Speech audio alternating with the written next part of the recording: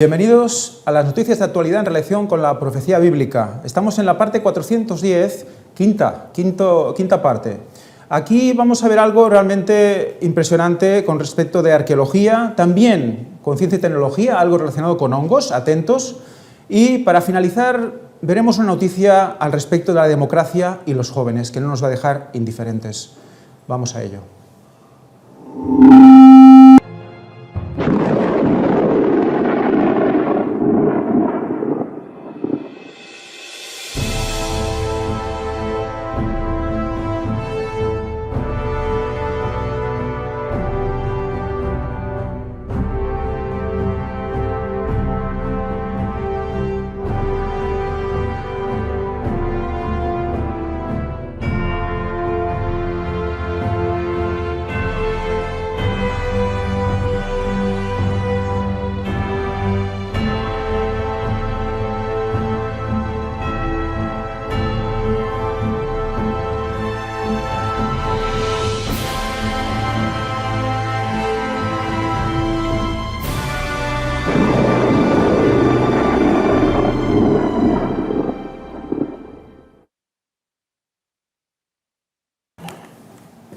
Y empezamos con arqueología.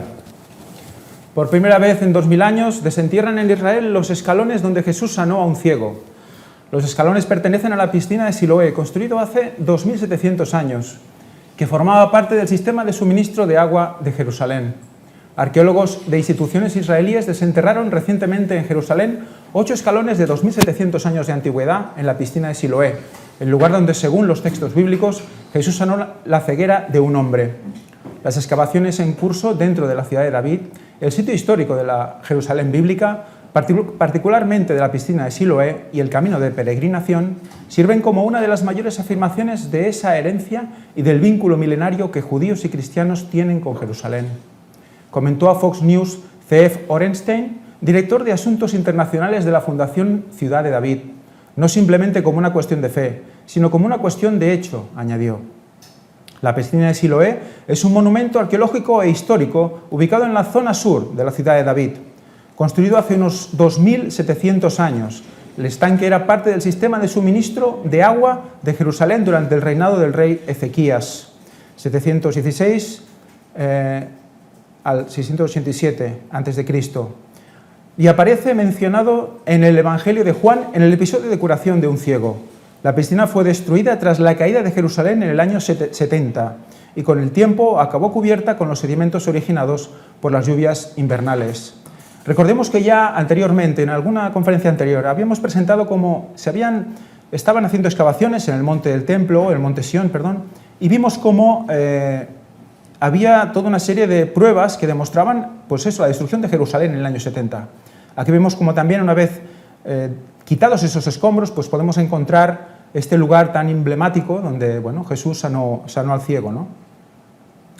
La media milla más significativa en el planeta. Durante la realización de unas obras de infraestructura acometidas por una empresa de acueductos, se descubrieron fortuitamente algunos de los escalones de la piscina en el año 2004.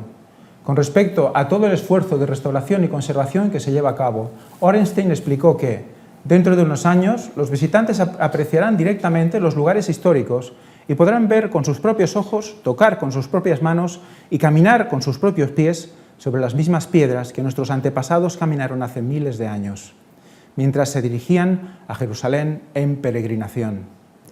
La media milla, poco más de 800 metros, que atraviesa la ciudad de David, desde el estanque de Siloé en el sur, continuando a lo largo del camino de peregrinación hasta las huellas del muro occidental, la escalera sur y el monte del templo, representa la media milla más significativa del planeta, afirmó Orenstein.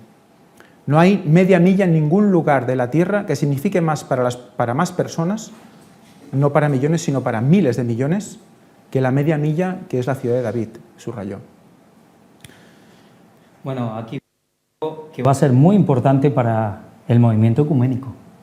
Judíos, cristianos, y no solo ellos, hay gente de la nueva era que supuestamente siguen a Jesús. En el Islam le tienen también un lugar, como el sello de los santos, el Hijo de María. Realmente para el tema del movimiento ecuménico esto es un gran paso adelante. Seguimos con crisis. La Comisión Europea rebaja la previsión de crecimiento de la eurozona mientras Alemania entra en recesión. Esto ya lo estuvimos hablando ya días atrás, cómo Alemania está entrando en una situación bastante complicada y que esto va a ser, pues claro, si era el motor de Europa, pues imaginemos dónde va a acabar Europa con todo esto. Sí, y además, realmente ahora se está aceptando, pero esto ya viene de hace un tiempo. Pensemos que para que se llame recesión tiene que haber 2 trimestres consecutivos donde el PIB ya esté en negativo. Pero hasta hace ya varios meses que se decía que estaban dibujando los números para no aceptar que ya estaba en recesión en Alemania. Encuesta deja ver crecientes dudas entre la juventud sobre los beneficios de la democracia. El estudio realizado por una fundación de George Soros se llevó a cabo en 30 países de diversas regiones. Atentos a esta noticia. Los jóvenes creen cada vez más que la democracia no es capaz de aportar soluciones a los problemas que más los afectan, según una encuesta realizada en una treintena de países de diversas regiones y con distintos sistemas políticos. Esto es realmente impresionante, es algo que lo ven nuestros padres o personas de hace 30 años, 40 años, cuando algunos pues, se manifestaban en favor de la democracia y eran jóvenes, que habían esto. Ahora realmente tiene que ser fuerte para todos ellos. Los resultados del amplio estudio, que entre mayo y julio de este año consultó a más de 36.000 personas por cuenta de Open Society Foundations, del magnate George Soros, indican que aunque la democracia sigue siendo la opción preferida para la gran mayoría de los encuestados, solo el 57% del grupo de edad de 18 a 35 años la considera preferible a otros medios de gobernanza. Entre las personas de edad mayor, esta postura es compartida por el 71%. Así, 35% de los jóvenes creen que tener un líder fuerte, aunque no celebre elecciones ni consulte las legislaturas, es una buena forma de dirigir un país. En el mismo grupo de edad, 42% se mostró partidario de un gobierno militar, opinión compartida por el 20% de los encuestados de 56 años y más. Atentos porque esto es algo que interesa a quién. ¿A quién creéis que le interesa que el mundo, y sobre todo el mundo joven, pida un líder fuerte? Que no haga falta más elecciones, que no nos molesten más ya cada 4 años a ir a votar, sino que alguien que lo domine todo, que funcione bien y que nos dé la paz a todos. Pues evidentemente al Papa de turno, ¿verdad? No está trabajando con las juventudes para que ya mostrándonos que los gobiernos están haciéndolo todo mal, que van siempre a lo militar, que se necesita más técnico en el gobierno, no tanto politiqueo. Pues eso es lo que él está metiendo en la cabeza de los jóvenes. Y parece ser que esto, sumado a todos los desastres que estamos viendo en las políticas actuales, hacen que los jóvenes empiecen a plantear que, bueno, quizás necesitamos otro sistema, ¿no? Y son casi la mitad de los jóvenes. Sí, es que es importante, ¿eh? Sin embargo, la encuesta también evidenció una preocupación abrumadora de entre 85% y 95% en todos los grupos de edad y niveles de renta con respecto a una serie de temas. En particular, rechazaron que los gobiernos infrinjan los derechos de las personas en función de su apariencia, religión, identidad sexual y de género. La pobreza, la desigualdad y la crisis climática también figuran, a su parecer, entre los problemas más apremiantes a los que se enfrenta la gente hoy en día. O sea, fijaros, la esencia es un líder fuerte, pero que mantenga estos parámetros en las condiciones adecuadas. O sea, es un líder bueno, ¿no? Un líder bueno, con una bondad establecida ya, y que ya tenga claros unos ideales y que estos ideales no se muevan, ¿no? Sí, y hay ciertos derechos que tienen que ser inamovibles, como tú dices. Apariencia, religión, identidad sexual o de género. Exacto. Y luego el tema climático. Aquí es que es impresionante todo esto. Al mismo tiempo, más de la mitad, 53%, afirma sentir que su país va en la dirección equivocada. Alrededor de un tercio también indicó que creía que los políticos no trabajan en beneficio de sus electores. Esto sí que da un poco que pensar que todavía haya 2/3 partes de la población que piensa que los políticos trabajan en beneficio del pueblo. Es increíble que a esta altura 2/3 partes de la gente crea que realmente los políticos sirven al pueblo. Esto es de no creer. Bueno, es porque tenemos también una población envejecida. Y claro, hemos visto antes que era el 71% de los mayores los que realmente pues aún quieren el sistema actual, ¿no? ¿Por qué? Porque han pasado también por una especie de, bueno, de rebelión juvenil al respecto de la democracia, ¿no? Entonces, todo esto se va uniéndose a esta edad mayor de la población, ¿no? Nuestros resultados son a la vez aleccionadores y alarmantes, declaró el presidente de OSF, Mark Malloch Brown, acerca de la encuesta, cuyos resultados se hicieron públicos el lunes. La gente de todo el mundo sigue queriendo creer en la democracia, pero generación tras generación, esa fe se desvanece a medida que crecen las dudas sobre su capacidad para aportar cambios concretos a sus vidas. ¿Qué pasa? La gente se cansa de ver que siguen cada día y siguen con lo mismo, jóvenes que no llegan a tener su casa, su lugar de vida, que no acaban de cumplir sus sueños, entre comillas. Pues todo esto está poniendo a la gente en una tesitura que al Papa le va perfecta. Sí, esta noticia, bueno, esta encuesta es de algo que tiene que ver con Soros. Lo ponen un poco como alarmante, pero realmente sabemos que Soros, y con todo el tinglado que tiene a su alrededor, es uno de los grandes protagonistas de todo este desmantelamiento o derribo de la democracia, de todo el sistema republicano y cualquier tipo de libertad. Ahora, nosotros realmente esto es tremendo, el tema de que, decía aquí, el 71% de la gente ya de mayor edad todavía considera la democracia como algo imprescindible.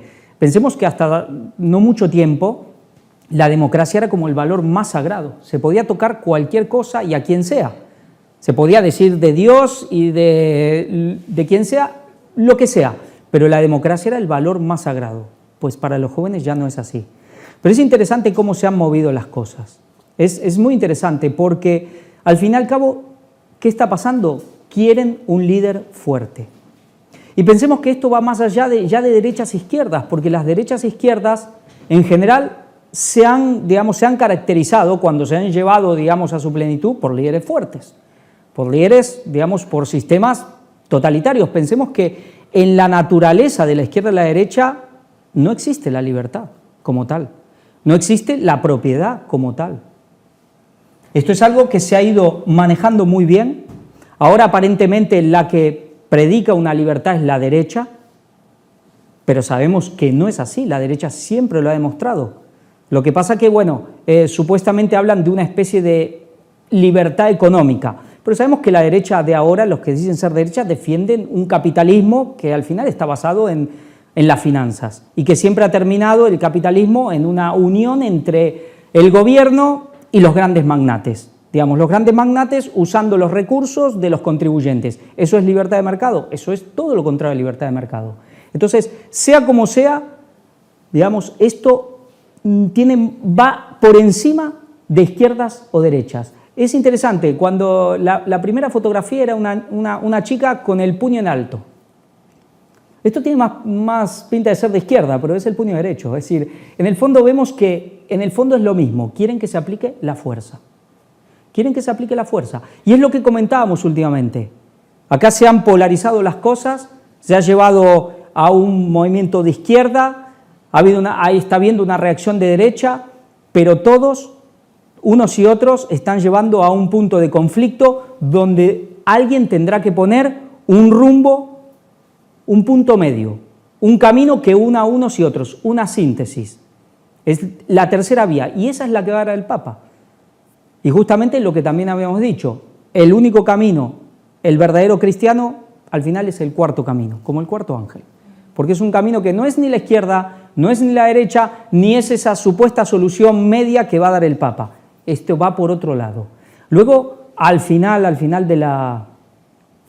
de esta conferencia de noticias, con respecto a la cita de Ellen White, comentaremos un poco más sobre este tema y sobre el tema de la política, que es muy importante y sabemos cómo cada vez todo se está politizando más y en gran manera. A fondo, la Unión Europea ya supera a Estados Unidos en ayuda a Ucrania. ¿Cómo se ha llegado a este punto? Bueno, aquí vemos toda una serie de gráficos donde vemos a la Unión Europea liderando esta ayuda a Ucrania. Pero ¿es la Unión Europea más rica que Estados Unidos? Es la pregunta que tenemos que hacernos, ¿no? Estados Unidos está jugando una partida impresionante.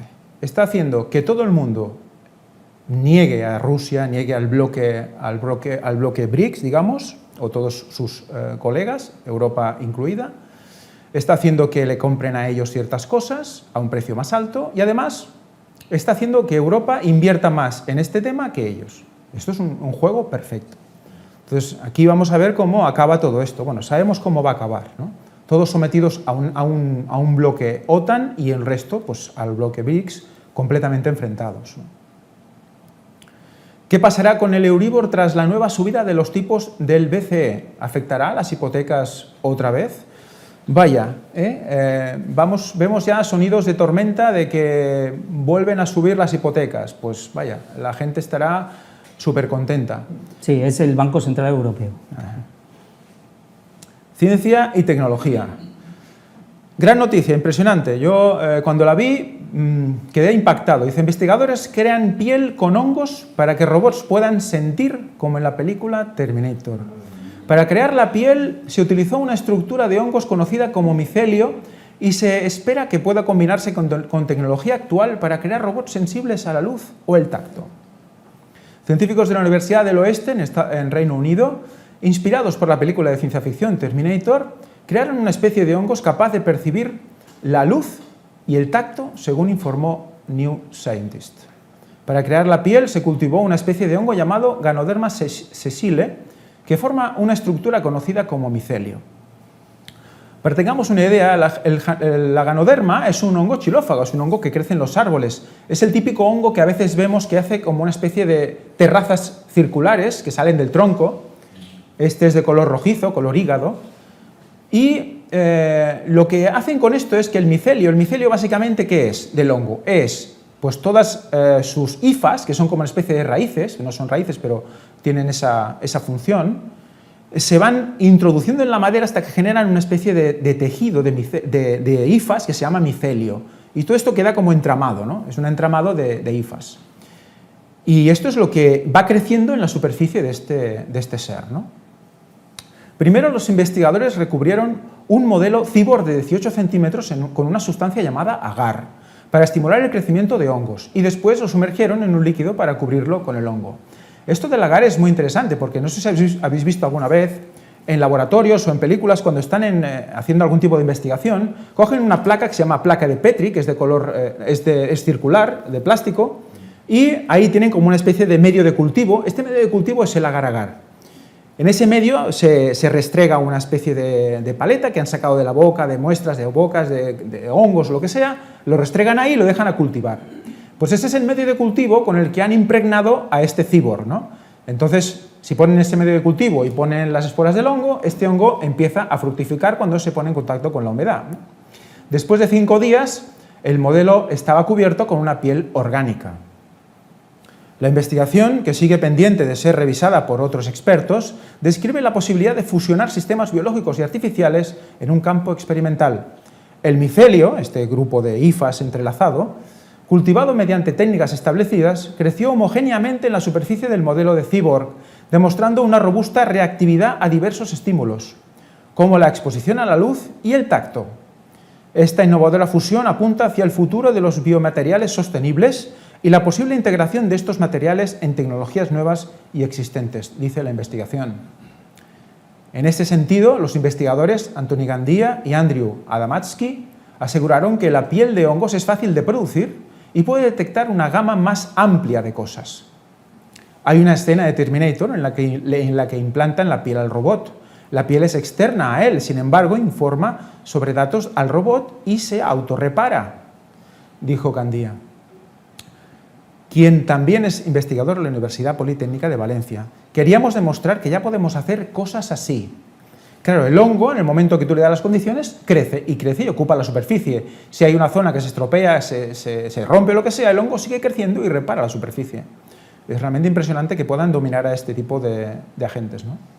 Los investigadores esperan implementar sus hallazgos no solo en robots, sino en otros elementos, como un revestimiento de edificios que sea capaz de indicar y regular autónomamente la temperatura. Esto es impresionante porque le da a ese cyborg toda una serie de factores pues, muy humanos, ¿no? Este nuevo riñón artificial podría transformar el futuro de los trasplantes. El riñón artificial sustituirá a la diálisis y prolongará la vida a los pacientes con la insuficiencia renal. Aquí tenemos una imagen de lo que sería este riñón, de la Universidad de California. Científicos de la Universidad de California de San Francisco desarrollaron un riñón artificial que en el futuro podría resolver un gran problema para las personas con insuficiencia renal. Sabemos que todas aquellas personas que tienen riñones que no les funcionan tienen que ir de manera asidua a hacerse diálisis al hospital. Esto con este riñón pues quedaría bastante solucionado. Su estudio, publicado en Nature Communications, revela que el dispositivo realiza las funciones clave del riñón humano utilizando células renales humanas cultivadas en laboratorio. O sea, fijémonos, está cogiendo células humanas de riñón puestas en un laboratorio y creándolos fuera del cuerpo, ¿no? El riñón artificial está protegido por membranas de silicio para que el cuerpo humano no lo rechace. Además, para no bloquear el flujo de nutrientes y oxígeno, los científicos han conectado el dispositivo directamente a los vasos sanguíneos y las venas. Es realmente apasionante el tema. Estamos centrados en replicar de forma segura las funciones clave de un riñón. El riñón bioartificial, fijaros en el concepto, bioartificial. Os parece que son dos conceptos que están como contrapuestos, pero no. Aquí ya nos está mezclando ambas cosas, ¿no? El riñón bioartificial hará que el tratamiento de la insuficiencia renal sea más eficaz y también mucho más tolerable y cómodo, afirmó Shubho Roy, coautor del estudio. De momento, los científicos solo realizaron las primeras pruebas de una semana de duración del riñón artificial implantado en cerdos. Los resultados fueron buenos, sin complicaciones en ninguno de los animales. Antes de probar el dispositivo en humanos, los investigadores aún tienen que realizar un estudio de un mes de duración en los cerdos. Actualmente en el mundo hay más de 2 millones de personas con insuficiencia renal que tienen que someterse a diálisis y esperar un trasplante de riñón, lo que no todos consiguen por la falta de donantes y por las complicaciones post-trasplante. No es una operación cualquiera. El riñón artificial sustituirá a la diálisis y prolongará la vida de los pacientes con esta enfermedad. Vemos que cuando la ciencia se pone al servicio del bien es algo apasionante. ¿Cómo podríamos estar si todo fuera así? Científicos chinos desarrollan una herramienta más eficaz de edición de genes. Atentos con el concepto, esto se llama edición de genes. ¿Qué es edición? Edición, cuando nosotros tenemos un texto, ¿no?, en Word o cualquier otro programa y lo cambiamos, lo estamos editando, estamos modificando ese texto. Pues eso es lo que esto nos propone, ¿no? La tecnología denominada Scident ha demostrado un gran potencial para explorar ADN que antes no era editable y podría tener aplicaciones para el tratamiento de enfermedades. Un equipo de científicos chinos desarrolló una nueva herramienta de edición de genes más eficaz que la técnica CRISPR, propuesta por investigadores estadounidenses pioneros en los editores de bases del ADN, que hasta la fecha ha demostrado ser una de las de mayor utilidad en el campo de la biología. La noticia fue anunciada a finales de agosto por investigadores del Instituto de Genética y Biología del Desarrollo de la Academia China de las Ciencias, que bautizaron a su tecnología con el nombre de Scident. Los detalles al respecto fueron revelados en un estudio publicado en la revista Nature Biotechnology. Según declaran los expertos, esta técnica difiere un poco a la del sistema de edición del genoma CRISPR-Cas9, que corta la molécula de ADN en sitios específicos para corregir mutaciones, además de suprimir e insertar secuencias e incluso inactivar genes concretos de animales, plantas y humanos. En el caso de Scident, la edición genética se realiza sin cortes en la doble hélice. Entonces, es interesante esto. Lo otro se entiende fácilmente, ¿no? Se corta, se quita y se pone otro. Pero no, aquí estamos hablando de algo que no tiene que hacer ese tipo de cortes.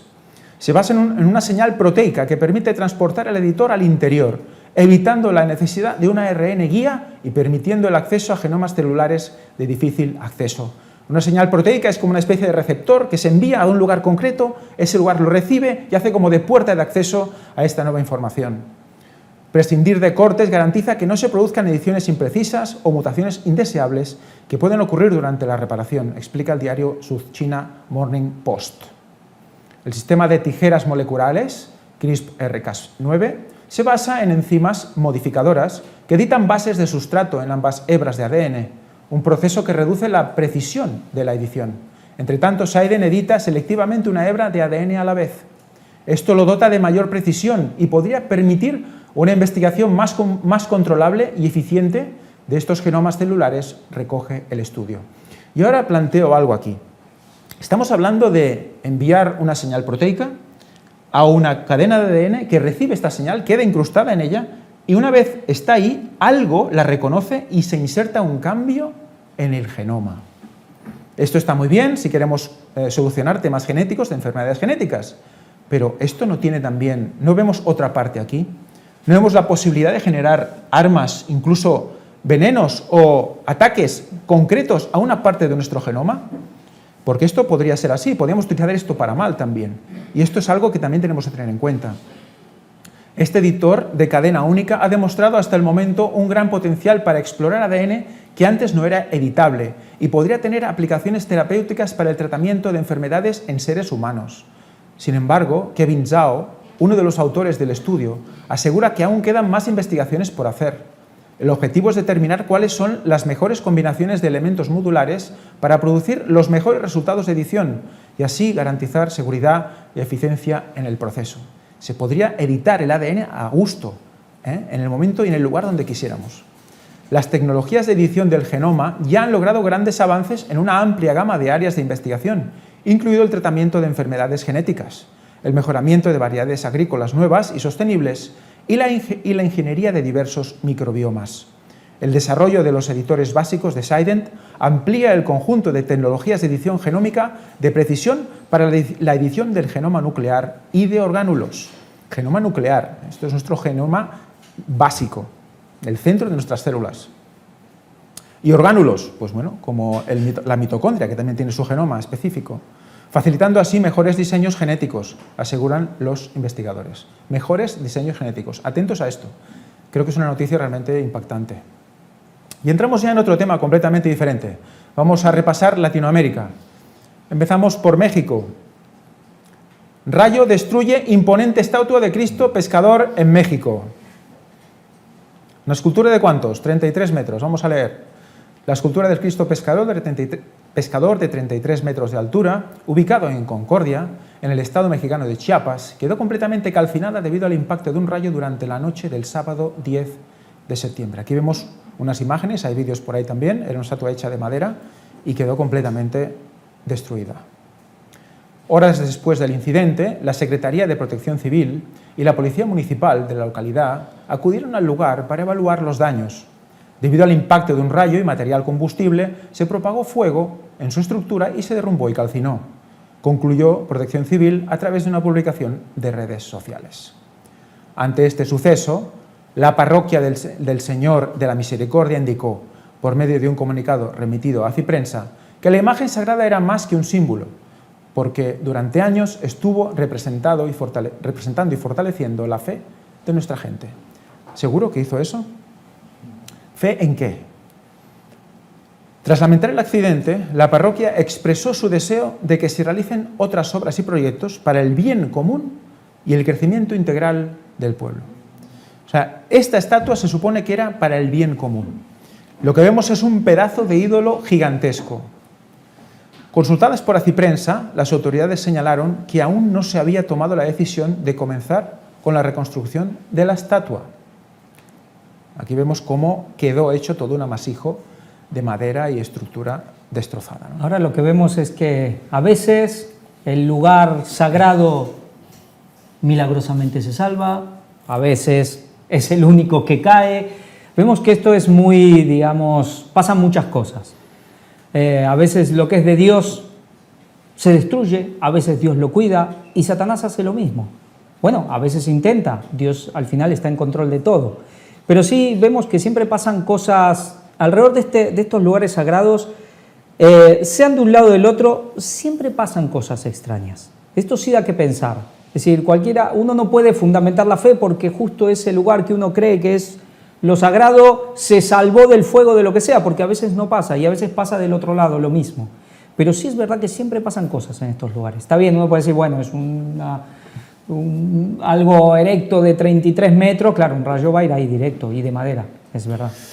No, y esto la idea es que la gente vea eso y se ponga a pensar, ¿no? Porque de seguro dice que esto era como una especie de que ayudaba a que la gente tuviera más espiritualidad y tuvieran más fe. Bueno, pero es que cuando ven que esto queda completamente calcinado y destruido, ¿en qué tienen fe?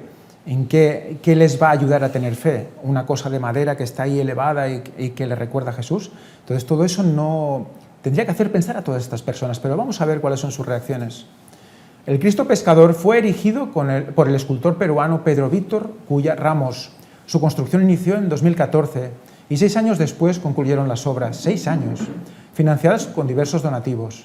En su interior contaba con escaleras que llegaban hasta los ojos de Cristo o del Cristo, desde donde se podía observar la ciudad de la Concordia y gran parte de la presa de la Angostura, donde los pobladores suelen pescar. La obra tenía una altura de 33 metros, 12 de base y otros 21 de la imagen, los cuales, según el arquitecto Cuya Ramos, simbolizaban los años que vivió Jesús en la tierra. Durante muchos años fue el Cristo más alto, no solo de México, sino también de muchas partes del mundo. Hoy, la Concordia y los concordeños, con nostalgia, recurren a sus recuerdos, a sus fotografías y a la memoria. Solo eso nos queda de su imponente y grandioso tamaño. O sea, fijémonos que aún así desaparecido, recurren a las fotografías de esta estatua como para recordarla. Es realmente impresionante el concepto, ¿no? Sí, es como un duelo. Sí, sí. Es como tener una estampita de la Virgen, pues de Jesús, pues tienen la estampita de esta estatua, declaró el escultor a Ciprensa. Y bueno, cambiando de país, vamos a Venezuela. Venezuela, 2 muertos y 6 heridos deja enfrentamiento entre militares y mineros ilegales en Venezuela. El incidente se produjo durante la evacuación de un campamento ilícito asentado en la selva.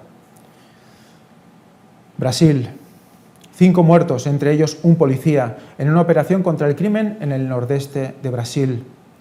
Según las autoridades del estado de Bahía, el despliegue desencadenó un tiroteo que dejó además 2 agentes heridos. Accidentes.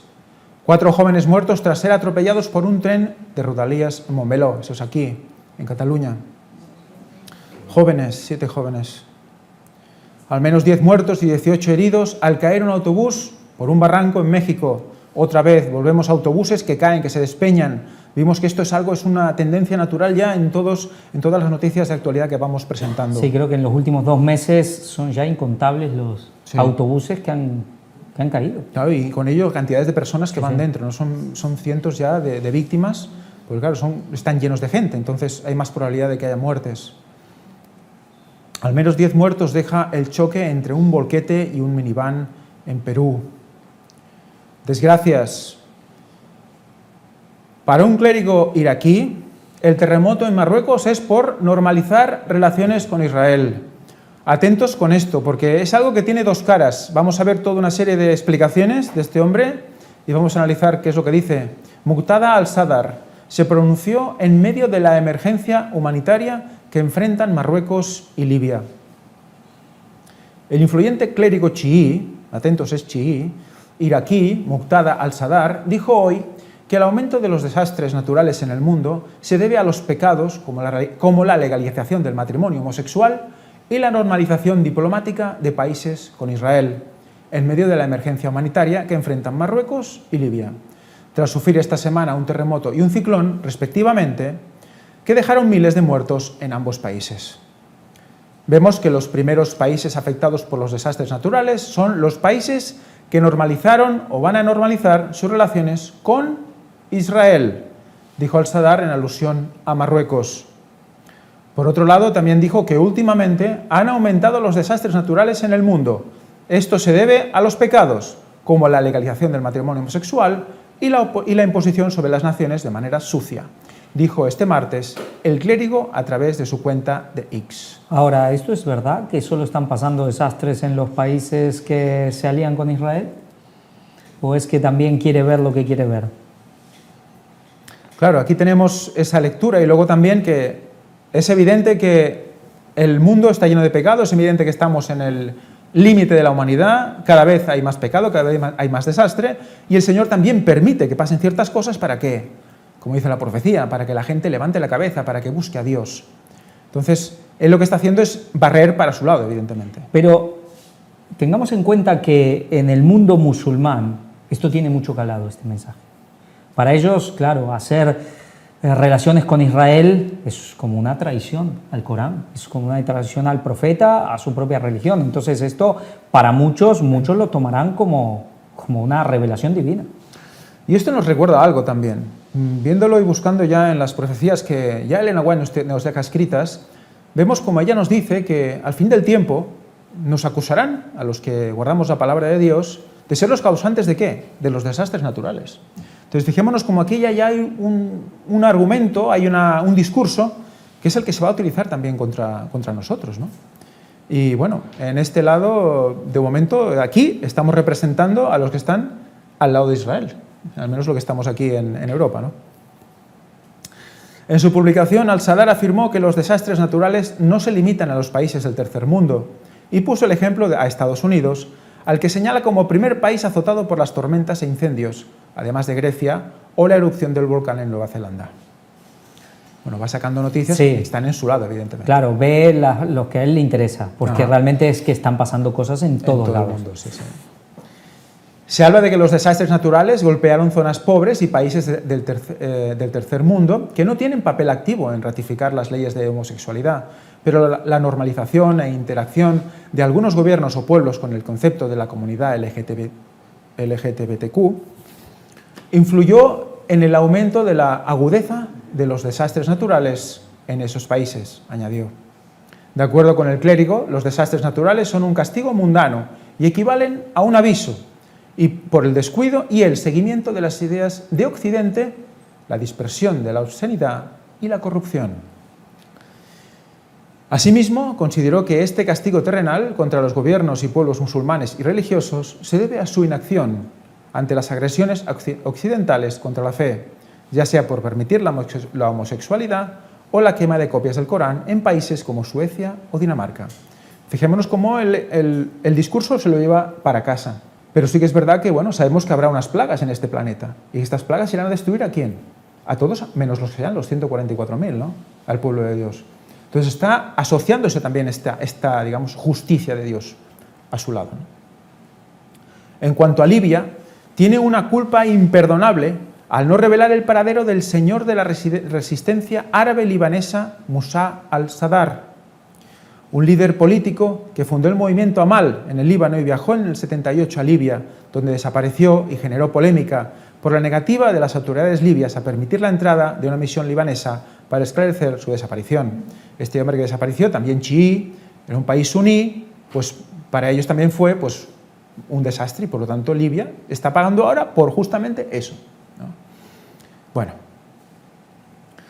el clérigo iraquí, que anunció su retirada de la política en agosto del año pasado, después de que sus simpatizantes tomaran el Parlamento, terminó un mensaje en la red social pidiendo a Dios la seguridad para los fieles, tanto en el este como en el oeste del planeta Tierra, incluso Libia. El pasado viernes, un terremoto de magnitud 6,8 azotó Marruecos y dejó al menos 2.901 muertos y 5.530 heridos, según el balance más reciente de las autoridades, mientras que este pasado domingo el paso del ciclón Daniel por Libia provocó la muerte de más de 2.356 personas y unas 10.000 desaparecidas. Ahora, en un futuro no muy lejano, va a haber dos grupos y en el fondo cada uno dirá lo mismo. No, es que los castigos vienen por vosotros, porque no guardáis el domingo. No, es que los castigos vienen por vosotros, porque no guardas el sábado. Hoy, para mucha gente, acá en Europa, en ciertos lugares, esto suena a locura, esto suena a fanatismo, cosa oscura medieval, pero cada vez para más gente esto tiene un fundamento. Y esto tiene una verdad detrás. Y en cierta medida es así, Dios es juez y también va haciendo las cosas, hace cosas Él directamente y otras que permite a Satanás. Pero llegará el momento donde esto estará en boca, donde ya no habrá término medio. Donde ya nadie dirá, no, esto es una locura, o por lo menos dirá que es una locura lo del otro bando. Pero sí o sí sabemos que aquí Satanás intentará hacer que todos los castigos de Dios que vienen por su obra, por su propia obra y lo que Él está llevando a cabo en el mundo a través de los suyos, sean echados, digamos, sobre el pueblo de Dios. Seguimos. Desplome de un elevador en la Ciudad de México deja a un fallecido y al menos un herido. Otro accidente Migrantes. Rescatan en México a 178 migrantes que iban en un autobús. Esto ya lo hemos visto ya sucesivas veces. Sí, sí, si no es un autobús, es un camión. Si no es dentro, es por debajo, entre las ruedas. Es realmente impresionante. Sí, sí, pero gente que está yendo desde Latinoamérica a Estados Unidos, en esto, jugándose la vida. Pensemos que está bien, depende de la época, pero el norte de México hay mucho desierto, según cuando hace muchísimo calor, y son kilómetros y kilómetros, a veces que no hay nada, y la gente encerrada como sardinas ahí, bueno, jugándose todo por un supuesto sueño americano. Rescatan en México a 350 migrantes que viajaban hacinados en un camión. Otro caso. Siempre México.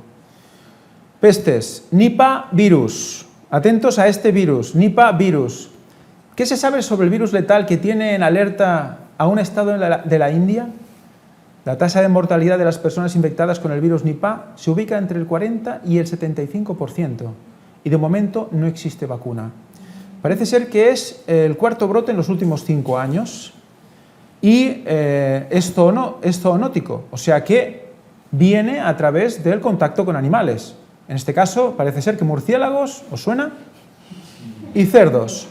Y se contagia a través de las gotículas, ¿no? Esas gotas que nosotros emitimos al hablar o al respirar o estornudar o lo que sea, ¿no?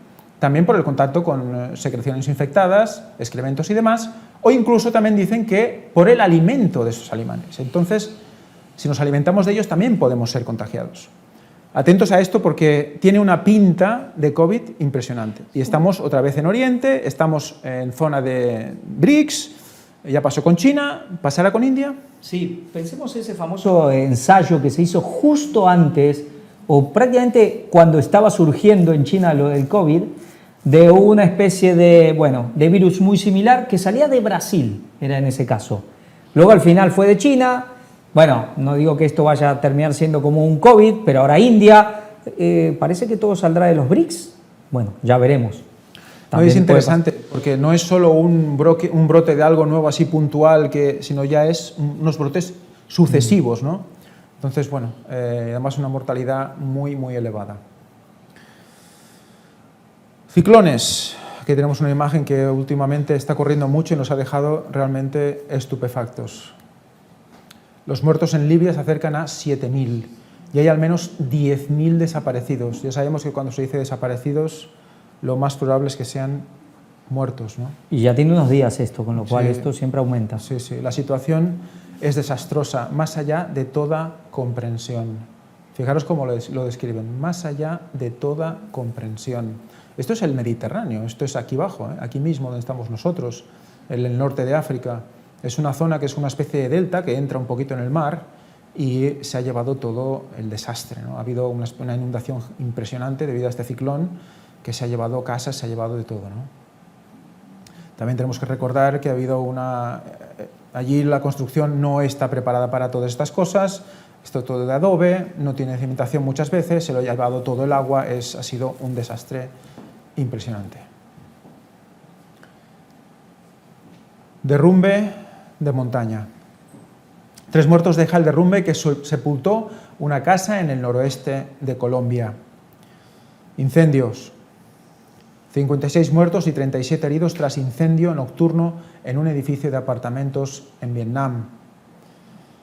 Sequía. Por un lado tenemos destrozos por agua, por el otro nos falta agua. Piden declarar la emergencia en el lago Titicaca por el descenso del nivel de sus aguas. El lago Titicaca que hace frontera con Bolivia y Perú, ¿verdad? Pues fijaros la imagen, es uno de los lagos más importantes. Sudán. ¿Qué tenemos en Sudán? Más de 40 muertos y decenas de heridos por un ataque aéreo contra un mercado en Sudán. Dice, al menos 46 personas perdieron la vida y decenas resultaron heridas el domingo a causa de un ataque aéreo contra un mercado en la ciudad de Jartum, capital de Sudán, en medio de los prolongados enfrentamientos entre ¿quién? Fuerzas Armadas del país y las Fuerzas de Apoyo Rápido RSF, por sus siglas en inglés. ¿Qué pasa aquí? Parece ser que las Fuerzas Armadas del país se quedaron con el gobierno hace tiempo y hace unos años, Este país parece ser que fue y ha sido reconocido por Estados Unidos desde que cesó sus relaciones con Corea del Norte, y las fuerzas de apoyo rápido que tenemos aquí, que se enfrentan a las fuerzas armadas que tomaron el poder, pues parece ser que están, como dicen, en relación con el grupo Wagner ruso.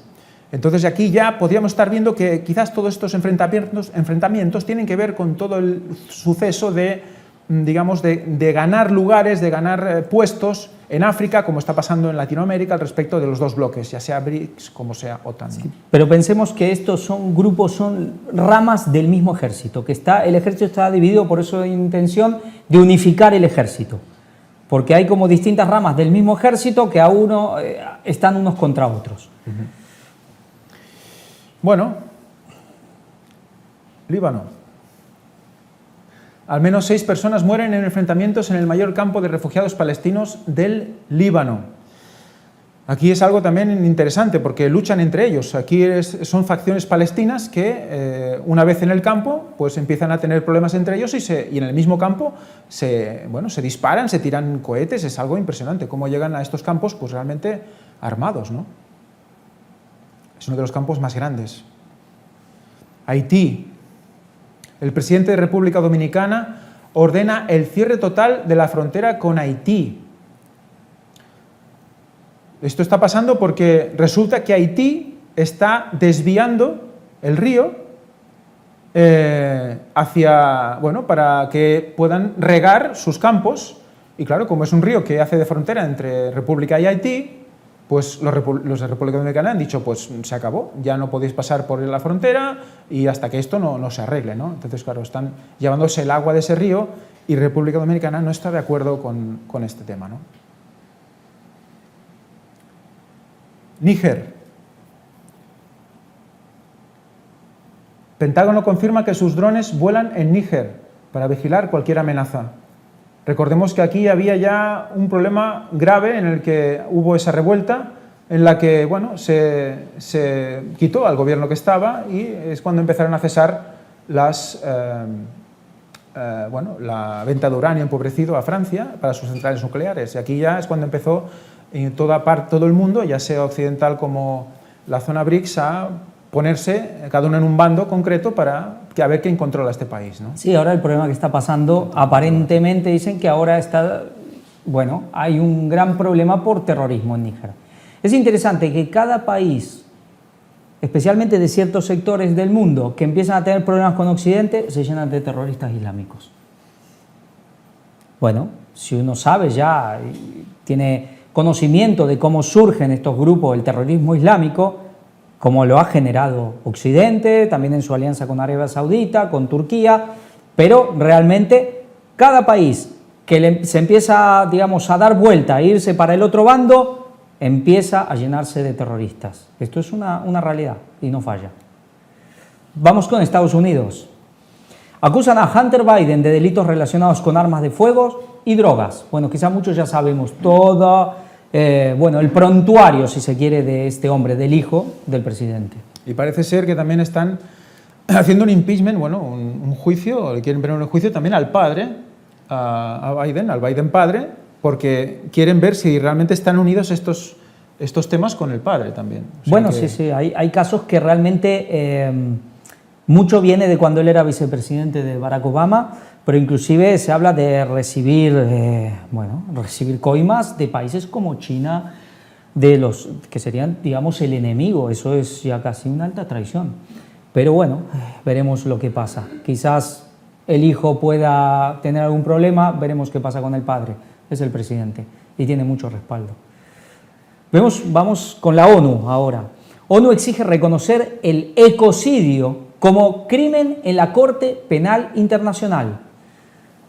Ecocidio, pues ya empecemos a incluir esta palabra. Apoyo la discusión de esta y otras medidas para expandir la rendición de cuentas por los daños medioambientales, tanto a nivel nacional como internacional, remarcó el alto comisionado Volker Turk. Ginebra.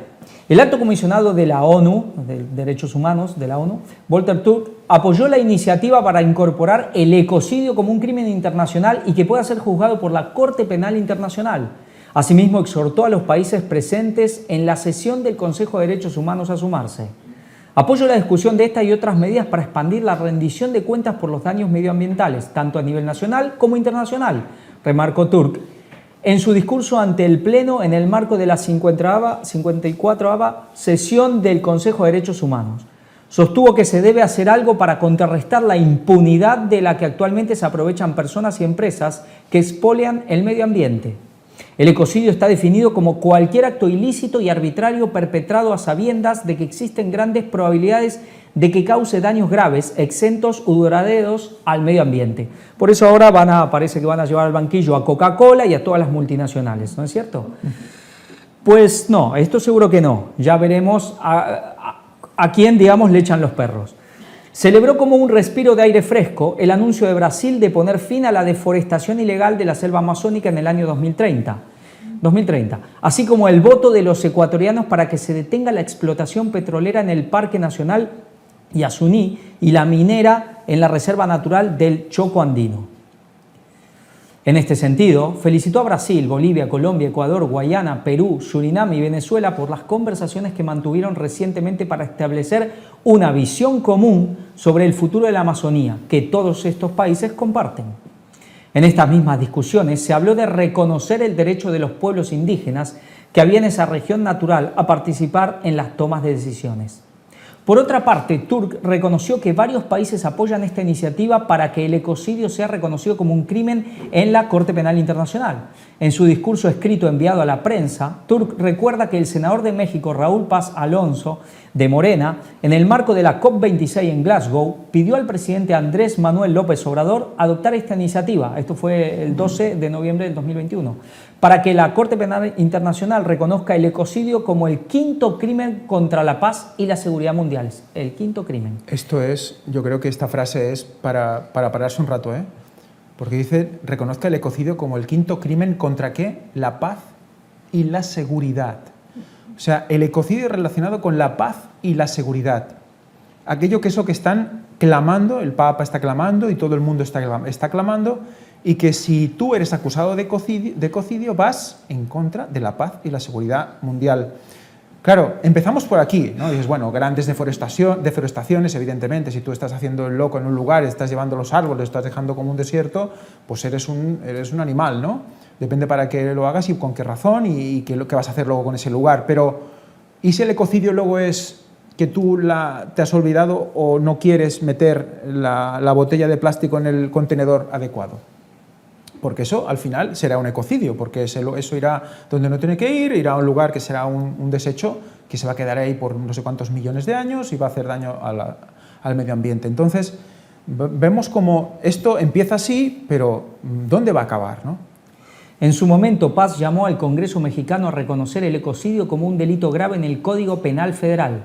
Y en Glasgow, el senador instó al gobierno federal a ser el primer país latinoamericano en apoyar expresamente su inclusión en el Estatuto de Roma de la CPI, iniciativa ya apoyada por Bélgica, Francia y estados insulares como Vanuatu y Maldivas, así como el secretario general de la ONU, Antonio Guterres, el Papa Francisco, como no, y también el Parlamento Europeo. Claro, es que aquí está implicada la ley dominical en este tipo de asuntos, ¿no? Si la ley dominical está asociada con el medio ambiente, si tú no la cumples, eres un ecocida. Ahora, pensemos en algo más. Vemos que en esta disputa y en esta guerra que ya estamos viendo entre OTAN y aquel otro bloque, esta guerra también se combate con armas que ya tanto se ha hablado, armas geofísicas, armas que afectan la naturaleza, pueden provocar desastres naturales.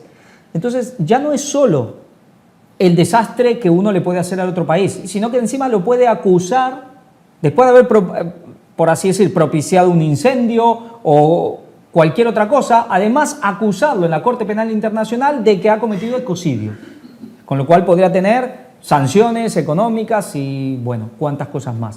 Es decir, las cosas están llevando a un punto que realmente da mucho lugar cada vez más a la manipulación, y bueno, y a todo un engaño que, claro, nos va a llevar, como se estaba comentando, a lo que es la ley dominical. Y luego la palabra ecocidio ya tenemos que ver que es ecología y suicidio, ¿no? Claro, está hablando ahí de asesinar.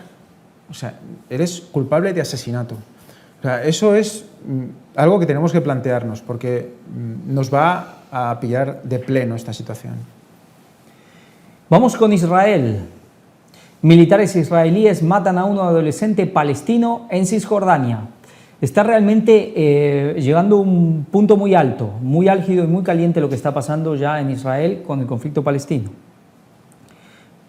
Chico de 16 años, pero claro, ya están también metidos en lo que están. El terremoto en Marruecos, otro recordatorio de lo que sucederá en Israel. ¿Quién lo dice? ¿Un medio musulmán? ¿Un medio? No, Aurora, este medio israelí, pero de, digamos, bueno, que comenta las noticias en español y en todo esto. El terremoto de magnitud 6,8 que sacudió Marruecos hace unos días causó grandes pérdidas de vidas y daños en la propiedad de Marrakech y especialmente a los pueblos de las montañas del Atlas más al sur. Dice por el geólogo Ariel Heyman, cuanto más fuerte, más cercano y menos profundo sea un terremoto, mayores serán los daños esperados. Otro factor crítico que afecta a la magnitud del daño es la calidad de la construcción. La construcción en Marruecos es generalmente de baja calidad, los edificios carecen de cimientos adecuados, están hechos de bloques y carecen de refuerzos. Por lo tanto, el daño causado es relativamente grande, a pesar de que las montañas del Atlas no están densamente pobladas. El número de muertos podría llegar a varios miles, y claro que ha llegado. Este es un recordatorio oportuno de que un terremoto en Israel no es una cuestión de si, sino solo de cuándo, y el panorama en Israel es similar en algunos aspectos a lo que ocurrió en Marruecos. Los epicentros de los temblores esperados a lo largo de la falla del Mar Muerto están cerca de centros de población. No, y recordemos que alguien dijo que esas mezquitas tenían que desaparecer, ¿no?, del monte del templo, aunque fuera por un terremoto, ¿no? O sea que aquí estamos viendo algo que nos tiene que hacer pensar, porque ya están avisando, ¿no? Igual que ya en conferencias anteriores vimos como tenían claro que tenía que haber un conflicto bélico en Israel, parece ser que tienen también muy claro que tiene que haber un gran terremoto en Israel. En Israel ya se han producido muchas veces terremotos de la magnitud del terremoto de Marruecos y bastantes edificios que se construyeron antes de que existiera un estándar de construcción adecuado, desde la década de 1980. Es decir, cuando ya se estableció un estándar de construcción, digamos. Aunque el pueblo y los gobiernos de Israel lo saben desde hace generaciones, la preparación del Estado de Israel es muy deficiente. La Contraloría del Estado publica informes recurrentes sobre el tema y el gobierno simplemente no los aborda. Los tres elementos de acción más críticos y urgentes son el fortalecimiento de los edificios, especialmente los públicos, por ejemplo, escuelas y hospitales, educar a la población sobre cómo prepararse y cómo actuar cuando ocurra el terremoto y sobre todo establecer en el Estado de Israel un organismo con la responsabilidad, autoridad y presupuestos significativos para gestionar los preparativos del Estado para el terremoto esperado, la gestión de la organización y las operaciones de rescate cuando ocurra el terremoto y la reconstrucción del país en las semanas, meses y años siguientes. No existe tal organismo en el país y es imperativo que se establezca uno de inmediato. Bueno, lo que nosotros ya sí tenemos claro es que estos sistemas humanos para generar desastres naturales y en gran manera terremotos los tienen muchos países, de un lado y del otro. Tanto el bloque OTAN, que tienen muchos, tanto como Rusia y China, no sé si la India, pero si no lo tiene posiblemente es cuestión de tiempo. Pero sabemos que aparte de las cosas naturales que puedan pasar, esta guerra también se está librando en estos aspectos. Con lo cual sabemos que ya Jesús lo advirtió, que habrá terremotos por todas partes del mundo. Explosión en Gaza dejó 5 palestinos muertos. Israel dice que se debió a bomba mal manejada. Bueno, dice que la explosión ocurrió durante una manifestación a lo largo de la frontera para conmemorar el aniversario del retiro de Israel de la Franja de Gaza en 2005. Vaticano, y esto ya la recta final. The Economy of Francesco, es decir, la economía de Francisco. El 6 de octubre, el 4º encuentro mundial en Asís. Aquí vemos un poco de noticia para el que la quiera leer. Todo esto no lo leeremos un poco más adelante. Vemos, bueno, Construir una economía integral con una nueva ecología. Vemos la economía totalmente ligada a la cuestión medioambiental, a la tierra. Bueno, la economía ya está ligada a la tierra. Obviamente, toda la producción, todo lo que es, todas las materias primas de todo lo que producimos los seres humanos, ¿de dónde proviene? Pues de la tierra. Con lo cual, pero aquí tiene que haber una visión ecológica en esta gran producción, digamos, de materias primas. The Economy of Francesco es uno de los procesos deseados e iniciados por el Papa Francisco, el 1 de mayo del 2019, que publicará una segunda parte de Laudato Si el próximo 4 de octubre. Ya esto se viene avisando hace bastante, como este 4 de octubre, muy pronto, saldrá esta segunda parte de Laudato Si. También estará este sínodo, también tan esperado para esas fechas. Vemos ya el Vaticano cómo va acelerando la marcha. Una encíclica, recuerdan finalmente los organizadores, que para muchos jóvenes de la economía de Francisco ha representado un marco cultural y espiritual de gran referencia. Por ello, el 6 de octubre será interesante que la generación Economía de Francisco recoja sus primeras reflexiones para debatir y poner de relieve los pasos dados en el compromiso de construir una economía integral junto con una nueva ecología. ¿A quién se está usando? A los jóvenes.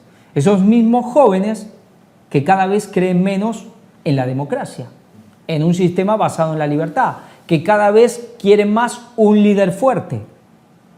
¿Y quién es este líder fuerte? Este líder moral, este líder que va a poner el rumbo económico ante tanto despilfarro, ante tanta destrucción, ante tanta pobreza, miseria, ante tanta desigualdad, pues el Papa.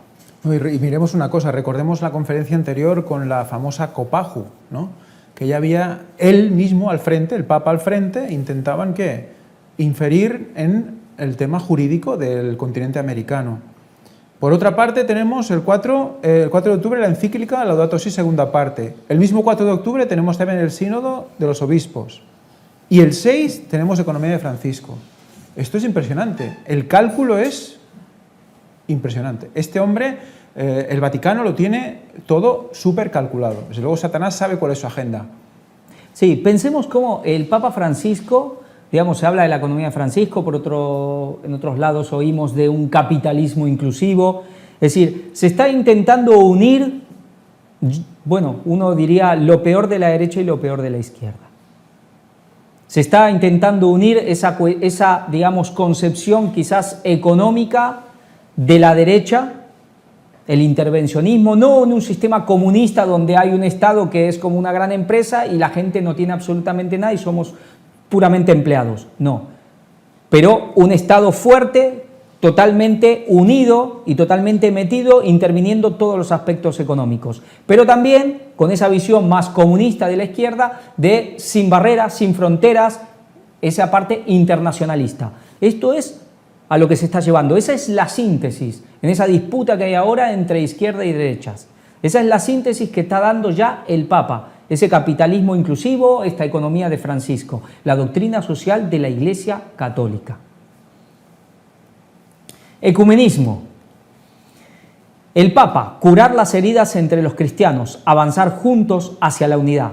¿Con quién está reunido el Papa? Es un personaje quizás que no lo tengamos muy visto, un poco peculiar, interesante, pues veremos. Francisco recibió en audiencia a Baselios Martoma Matius III, católicos de la Iglesia Ortodoxa Ciro Malankar, por primera vez en el Vaticano desde su elección en 2021. Esto es alguien de la India, es la cuestión, digamos, de la Iglesia Católica, porque pertenece a la Iglesia Católica de la India. Le llaman los cristianos o la Iglesia de Tomás.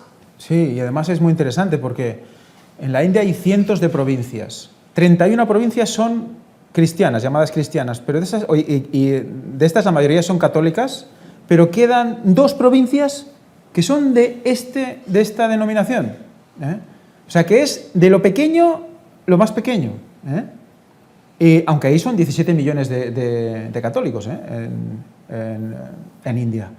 Que sea una proporción pequeña, hay mucha gente en India, pero este hombre representa a 2 provincias donde esta denominación tiene su origen.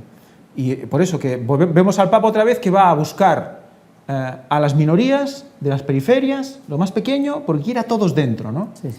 y justamente en India, que vemos que está ¿dónde? Está al sur de China. El otro día lo vimos en Mongolia, que está al norte de China, entre China y Rusia, y estamos ahora en India, que está al sur de China. Es como que va rodeando también todo este tema. Dice, en su discurso, el pontífice recuerda la evolución de las relaciones recíprocas, elogia el trabajo de ecumenismo pastoral, traducido en acuerdos y decisiones conjuntas, y la participación de un delegado en el próximo sínodo. Podemos aprender mucho de la experiencia sinodal de vuestra Iglesia.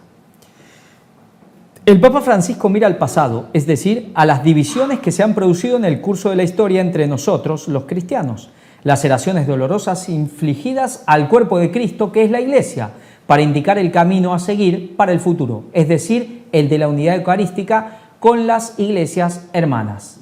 Es decir, toda división es una laceración dolorosa al cuerpo de Cristo. Pues entonces la Iglesia Apostólica, de los que ellos dicen ser los sucesores, ya hizo esto con el cuerpo de Cristo, que era la Iglesia de Israel. Si ponemos juntos las manos en estas heridas, podremos acelerar el día tan esperado en el que, con su ayuda, celebraremos el misterio pascual en el mismo altar. El misterio pascual. Toda la liturgia romana, todo el romanismo, todo el catolicismo gira en torno a esta fiesta, a esta celebración. Sí, a la misa, pero especialmente a la misa, la de Pascua. ¿Cuál era la gran fiesta nacional de los judíos? La Pascua. Pues hay algo que sigue igual. Francisco recibe a Baselios Martoma, Matius III, católicos de Oriente y metropolitano de la Iglesia Ortodoxa, Ciro Malankar. Se trata del primer encuentro oficial en el Vaticano del Catolicos elegido en 2021, que cae en el 10º aniversario de la visita de su predecesor, Baselios Martoma Paulose II, y en el 40 aniversario de la primera visita a Roma de un católicos ortodoxo, Ciro Malankar. Hermano esperado y amado. 2 aniversarios que Francisco recordó en su discurso, que abrió con un agradecimiento a su huésped, que pronunció un saludo inicial. El Papa saludó entonces al católicos con palabras de bienvenida. Quisiera decirle, Santidad, que aquí está usted en su casa, como un hermano esperado y querido. Esta iglesia pertenece a Roma, es decir, es un brazo simplemente del catolicismo romano. Por eso le llama santidad también. Sí. A partir del concilio, la historia de las relaciones mutuas. En su discurso, el Papa hizo un recorrido por las últimas décadas en las que se han reavivado los lazos recíprocos. El Concilio Vaticano II, en particular, al que la Iglesia Ortodoxa Ciro Malankar envió a algunos observadores, inició el acercamiento de nuestras iglesias tras siglos de separación. Siguieron el encuentro entre Pablo VI y Baselios Eugen I en Bombay en 1964, la visita de Baselios Martoma Matius I a Roma en 1983 y la de Juan Pablo II a la Catedral de Mar Elías en Kottayam 3 años más tarde. Por último, su abrazo fraterno con su predecesor inmediato Baselios Martoma Paulose II al comienzo de su pontificado en 2013. La audiencia de hoy, 11 de septiembre, es por tanto un nuevo paso en la historia de las relaciones con esta iglesia cuyos orígenes, señala el Papa, se remontan a la predicación del apóstol Tomás. Sobre su profesión dice, se funda nuestra fe común. Bueno, como se dice, Tomás llegó hasta la India y predicó, y de ahí viene el cristianismo en la India. Otra cosa es que después, algunos hayan tomado o seguido el camino del catolicismo. Esta misma fe es la misma fe la que celebramos, espero juntos, en el 1700 aniversario del primer concilio ecuménico, el concilio de Nicea. Quiero que lo celebremos todos juntos, ¿no? Tengamos esto presente. 17 siglos, 1700 años del primer concilio ecuménico. ¿Por qué le llaman concilio ecuménico? Porque se reúnen todos los obispos del mundo. El concilio de Nicea. ¿Cuándo se cumple estos 17 siglos? 2025. Algo tiene que ser ahí un punto ya de inflexión total sobre el tema ecuménico. Las heridas del pasado. La fe de Santo Tomás es, sin embargo, inseparable de su experiencia de las heridas del cuerpo de Cristo, añade el pontífice. Ahora bien, las divisiones que se han producido a lo largo de la historia entre nosotros, los cristianos, son laceraciones dolorosas infligidas al cuerpo de Cristo, que es la Iglesia. Todavía tocamos las consecuencias con nuestras propias manos. Pero si ponemos juntos las manos en esas heridas, si juntos, como el apóstol, proclamamos que Jesús es nuestro Señor y nuestro Dios, si con corazón humilde nos confiamos admirados a su gracia, podremos acelerar el día tan esperado en que, con su ayuda, celebraremos el misterio pascual en el mismo altar, y que llegue pronto. No, y fíjate, poner juntos las manos en esas heridas. ¿Por qué Tomás necesitó poner la mano, o al menos intentó poner la mano en la herida de Jesús? ¿Qué le pasó a Tomás? Tomás tuvo falta de fe.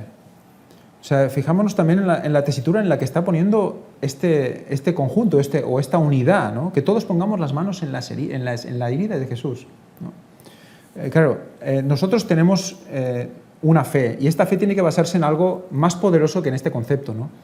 Y fijaros cómo está llevando el tema de Tomás a una situación en la cual creo que está fuera de lugar. Los trabajos de la Comisión Mixta Internacional para el Diálogo. La esperanza de la unidad eucarística, ya expresada innumerables veces por el Papa en los últimos años durante las audiencias con los representantes de las iglesias cristianas, procede en tres líneas: la oración que purifica, la caridad que une y el diálogo que acerca.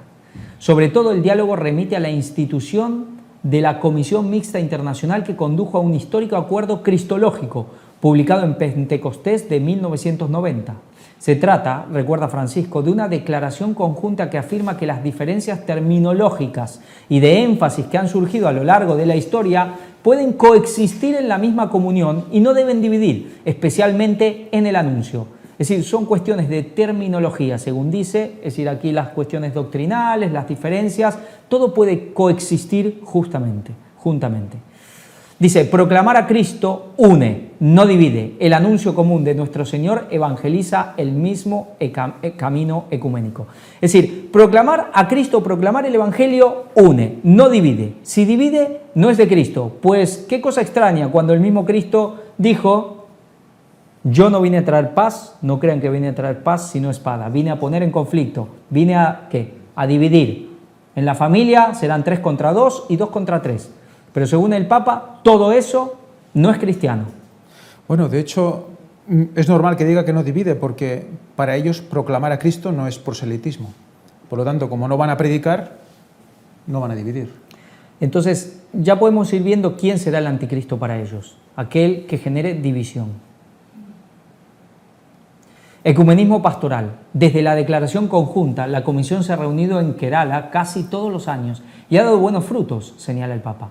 Uno de ellos son los acuerdos de 2010 sobre el uso común de lugares de culto y cementerios y sobre la posibilidad de que los fieles reciban la unción de los enfermos en una u otra iglesia. Es decir, ya lugares de culto común, cementerios, bueno, esto quizás es más irrelevante, puede ser, según para quién, pero unción de los enfermos en una u otra iglesia, impresionante. Realmente aquí da igual si eres de aquí, si eres de allá, si eres de esta iglesia, todo es lo mismo y puedes, por así decir, comulgar en cualquier altar. Bendigo a Dios por el trabajo de esta comisión, centrada sobre todo en la vida pastoral, porque el ecumenismo pastoral es el camino natural hacia la plena unidad, afirma el Papa Francisco. El ecumenismo tiene siempre un carácter pastoral. La esperanza en este sentido es que los acuerdos pastorales entre nuestras iglesias, que comparten la misma herencia apostólica, puedan extenderse y aumentar, especialmente en contextos donde los fieles se encuentran en situaciones de minoría o de diáspora. Y luego ya al tema de la sinodalidad. Por último, Francisco señala otro camino importante a recorrer en el camino hacia la unidad, que es el de la sinodalidad. ¿Qué es un sínodo? Bueno, un sínodo es un poco menos que un concilio. Un concilio ya es lo máximo, pero un sínodo se reúnen todos los obispos para tratar ciertas cuestiones, pero no se hacen, digamos, decretos dogmáticos, como ya es el concilio. Recordemos el tema de la Virgen de Fátima, por ejemplo, cuando dice que se tenía que consagrar a Rusia, era en cuestión conciliar, y eso todavía no se ha hecho. Dice estar encantado de que un delegado fraterno de la Iglesia Ortodoxa, Ciro Malankar, participe en el próximo sínodo de octubre. Podemos aprender mucho de la experiencia sinodal secular de vuestra Iglesia. El movimiento ecuménico está contribuyendo al proceso sinodal en curso de la Iglesia Católica y espero que el proceso sinodal pueda a su vez contribuir al movimiento ecuménico.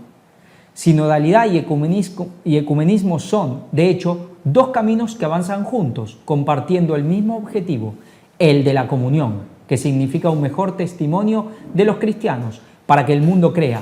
Y no olvidemos, y lo digo a los católicos, que el protagonista del sínodo es el Espíritu Santo, no nosotros. Ahora, hablaba del concilio de Nicea. ¿Qué pasará en ese concilio? Ahí sí ya se pueden, digamos, decretar dogmas, cuestiones ya de autoridad. ¿Será algo puramente católico o veremos un concilio donde habrá obispos, pastores y no sé qué? Sí, y hasta yamanes quizás. Bueno, quizás eso todavía no, pero a nivel de iglesias cristianas quizás podemos ver algo ecuménico en todo sentido. Por lo tanto, el Espíritu Santo no esperemos que esté ahí. Ya. Oración a Santo Tomás. Al concluir su discurso, el Papa invocó la intercesión de Santo Tomás, cuyas reliquias se conservan en la archidiócesis del anciano Ortona. El Señor mostró las llagas al apóstol, cuyos ojos incrédulos se convirtieron en creyente. Que la contemplación común del Señor crucificado y resucitado favorezca la completa curación de nuestras heridas pasadas, para que ante nuestros ojos, más allá de toda distancia e incomprensión, se destaque Él, nuestro Señor y nuestro Dios. Recordemos que estas son palabras que dijo Tomás, que nos llama a reconocerle y adorarle en torno a un único altar eucarístico. Esto es interesante. Único altar, sí. No, es interesante, ahora estaba pensando, recordando las palabras de Elena White cuando dice que en el último tiempo habrá muchos Tomases, ¿no? Yeah. Y que necesitarán pues tocar para creer o ver para creer, ¿no? Es curioso como también el Papa ha elegido justamente a esta, digamos, minoría, porque es una mini minoría de India, para sacar este contexto de Santo Tomás, ¿no? Nosotros hemos mostrado en el ministerio, ¿no?, que la gente, si quiere hoy en día, porque hay muchos Tomases, es verdad, la gente no cree si no ve o no puede tocar, puede hacerlo, pero no es para meter la mano simbólica en la llaga de no sé dónde, sino puede verlo ¿cómo? Pues con la arqueología bíblica. Y también el cumplimiento de la profecía, pero sobre todo la arqueología bíblica. Puede ir, puede ver, puede tocar, y eso es lo que realmente tendríamos que evocar, digamos, si hay que evocar alguna similitud con Tomás, es esto, ¿no?, que podemos hoy ver y podemos hacer ver a aquel que no cree y que puede llegar a comprender, ¿no? Sí, porque recordemos que Tomás, tenía esa tendencia a la incredulidad, pero luego cuando se afirmó en la fe fue un gran apóstol y derramó su sangre allá en la India por Jesús. No, y el tema de Ron Wyatt también ha venido, como tú dices, para estos Tomás del último tiempo. Recordar a aquellos que están viendo esto quizás por primera vez, que en el ministerio hemos hablado de los descubrimientos de Ron Wyatt, que son, pues, entre otros, el Arca de Noé, el Paso del Mar Rojo, tenemos el Arca de la Alianza. Recomiendo que veáis esos temas porque eso es realmente, aquellos que os consideréis Tomases, pues es un buen momento para empezar a comprender por la vista, por el tacto si queréis, porque también podréis venir aquí si lo deseáis y tocar cosas que tenemos aquí en el museo, o si queréis viajar, podéis viajar, os podemos decir cómo para poder ir a estos lugares y poder comprobarlo por vosotros mismos. Oración a Santo Tomás. No, esto ya lo leí. Sí. El saludo del Católicos. Baselios Martoma Matheus III también habló de unidad en su saludo inicial, en el que, citando la encíclica Fratelli Tutti, subrayó la necesidad de unidad y compasión en un mundo que a menudo busca la división.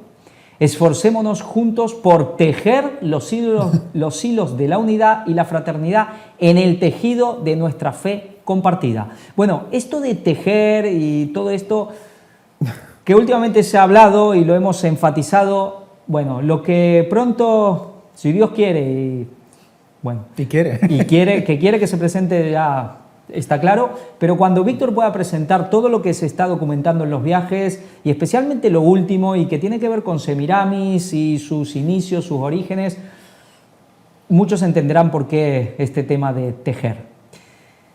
Dice, también él, retejiendo los hilos de la historia de las relaciones mutuas, faro de esperanza para los cristianos de todo el mundo, manifestó su aprecio por el incansable trabajo del Dicasterio para la promoción de la unidad de los cristianos, para promover las relaciones bilaterales entre nuestras iglesias, relaciones que se han plasmado en acuerdos que, dijo el Católicos, no son simples documentos jurídicos, sino manifestaciones de nuestra común devoción a Cristo y a su mensaje de amor. Y el concepto, retejiendo los hilos de la historia, es volver a unir cosas pasadas con cosas presentes y futuras. Pues cuando veamos esos temas veremos qué está realmente el Papa, qué está retejiendo, qué está reuniendo de nuevo. Bueno. recogiendo lo antiguo para... Pensemos que es como ir retrocediendo la historia.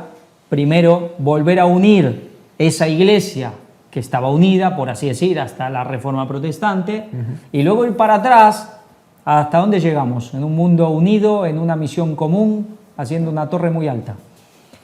Invitación al Papa. Frente a un mundo que a veces privilegia las libertades efímeras con respecto a las verdades eternas, nosotros, como líderes de las iglesias cristianas tradicionales, debemos alzar nuestra voz colectiva en defensa de los valores morales y de los principios evangélicos, añadió.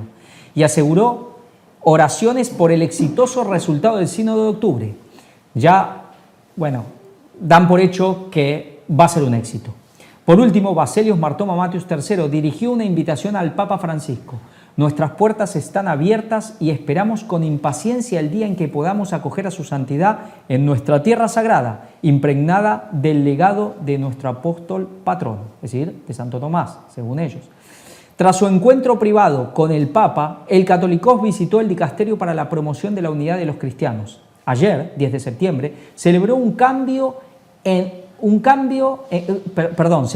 una liturgia eucarística en la Basílica de San Pablo Extramuros para los fieles de la comunidad ortodoxa Siro-Malancár que viven en Roma. No, interesante que ahora es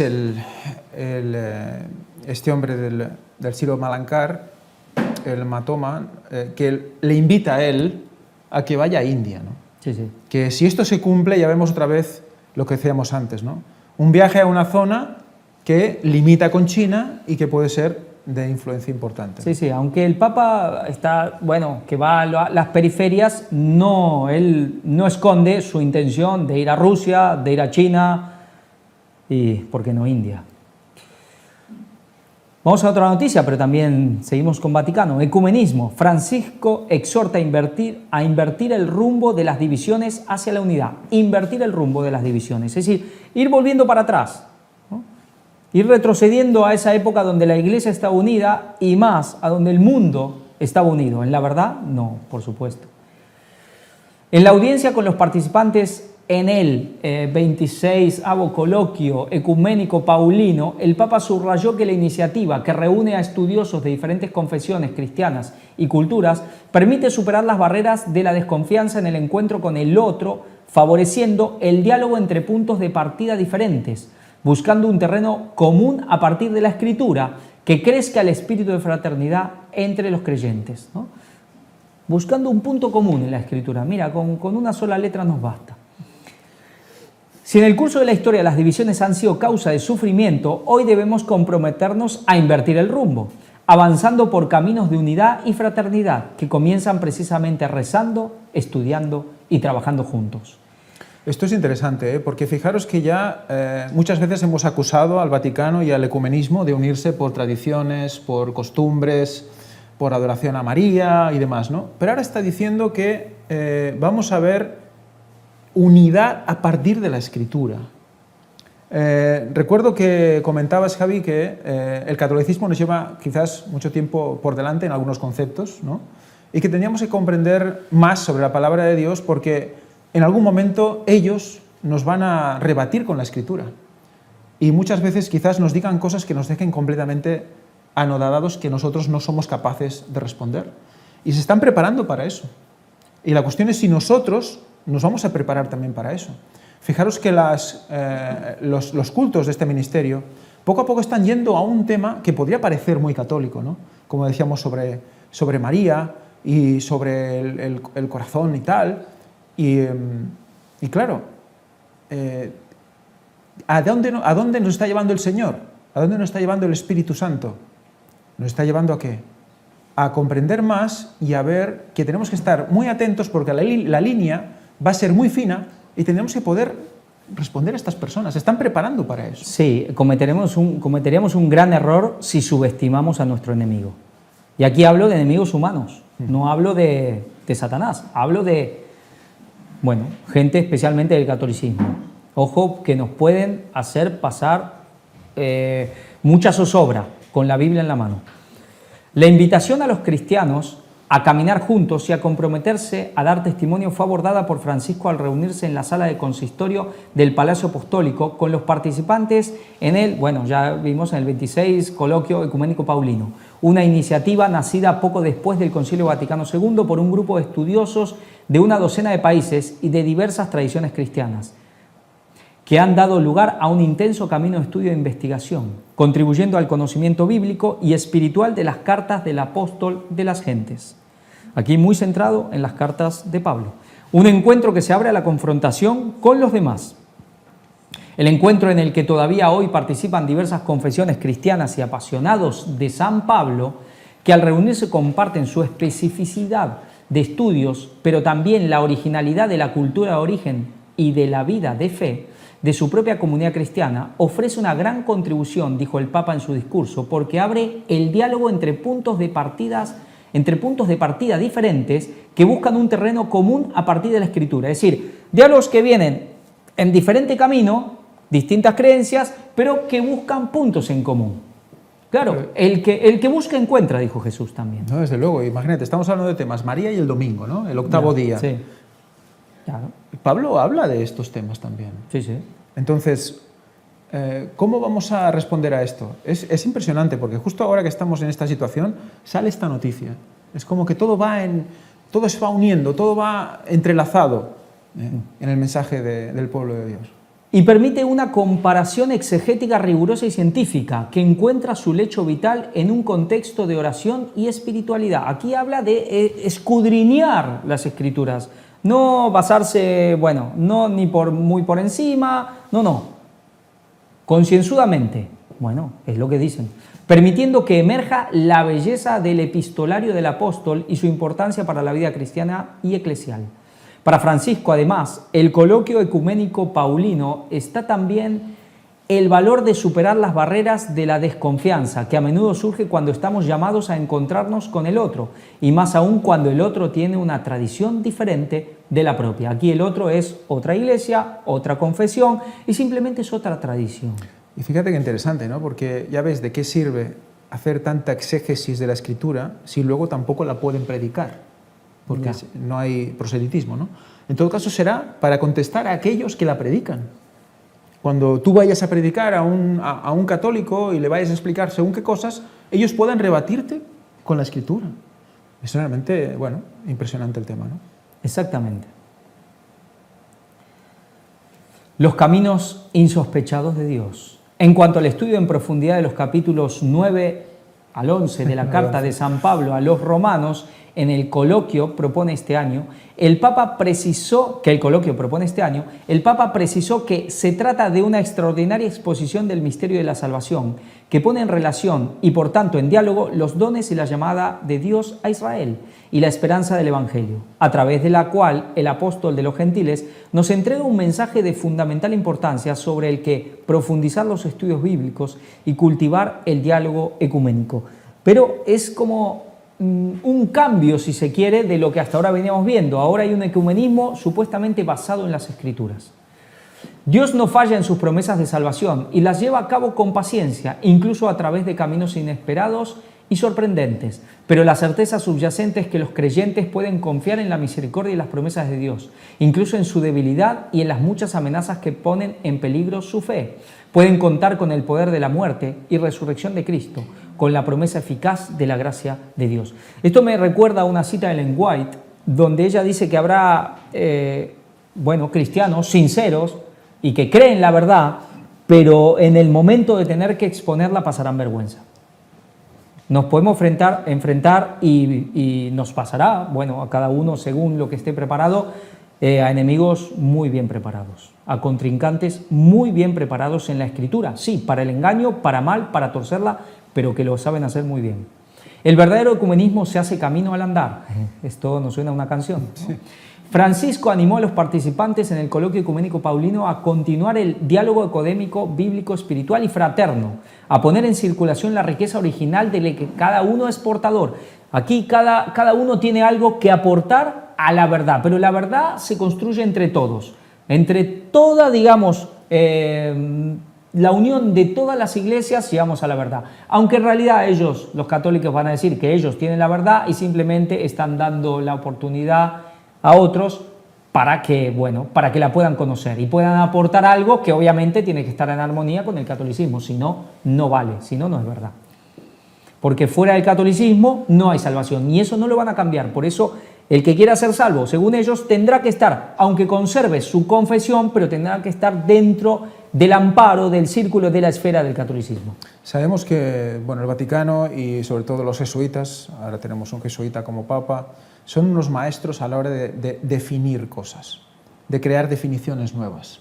Entonces, cuando se crea una exégesis común, van a explicar la Biblia de una manera tan especial que van a incluir a todos, de alguna manera. Entonces, es lo que ahora están intentando hacer. Son unos genios en esto y bueno, lo van a conseguir. Sí, sí.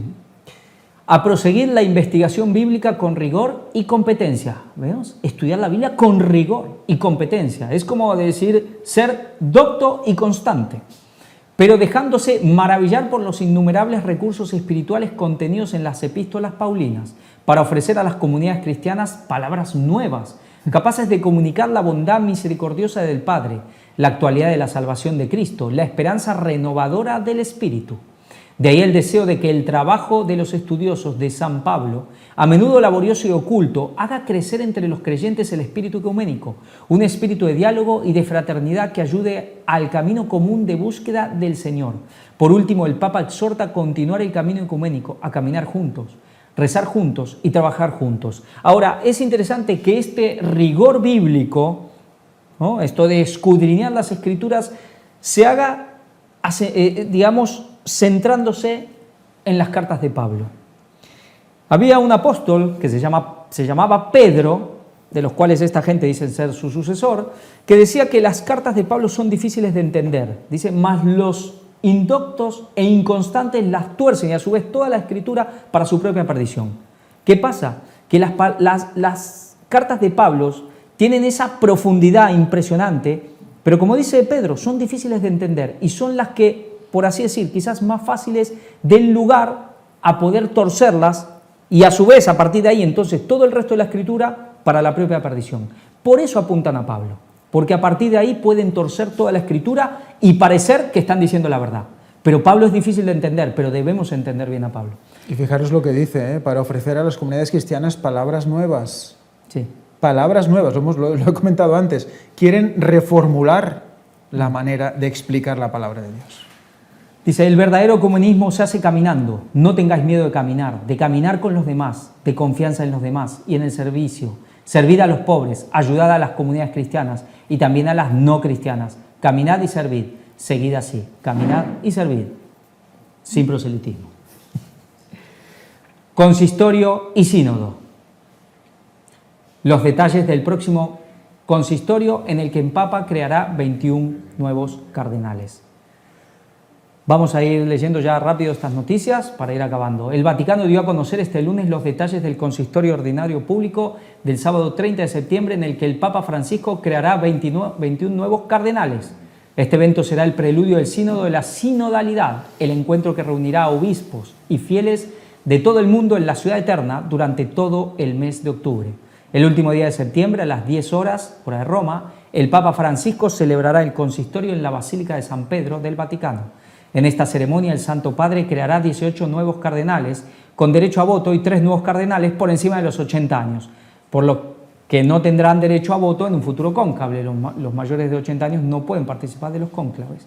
El pontífice impondrá el birrete cardinalicio, consagrará el anillo cardenalicio y asignará a los nuevos purpurados su título o diaconía.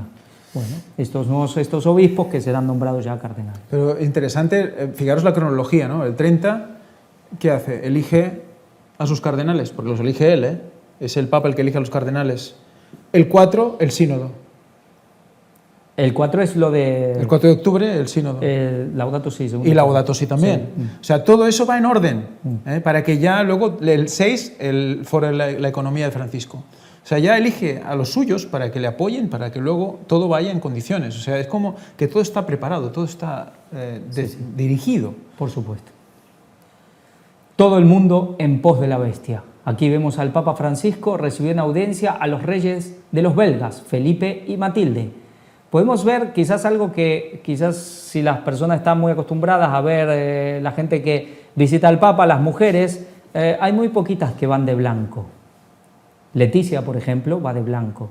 ¿Por qué va de blanco ella y no de negro o de otro color? Bueno, tendría que ir de negro, pero quizás recordemos a Isabel, la reina de Inglaterra, que no se vestía de negro, pero tampoco de blanco, iba por ahí de violeta.